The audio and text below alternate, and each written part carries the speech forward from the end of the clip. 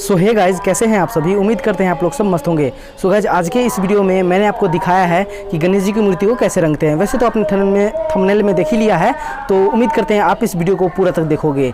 तो चलिए वीडियो को शुरू करते हैं।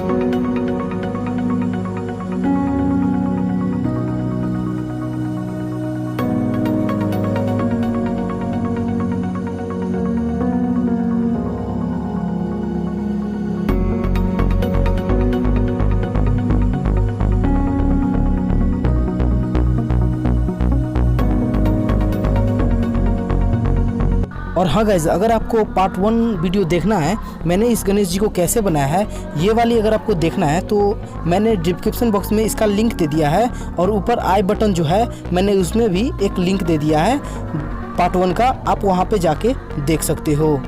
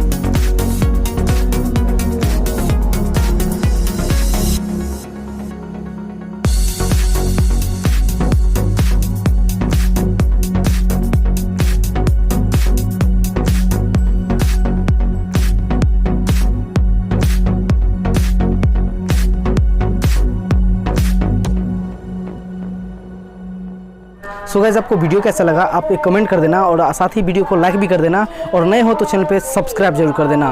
तो मिलते हैं बहुत जल्दी एक अच्छे से वीडियो के साथ में, तब तक लिए जय हिंद।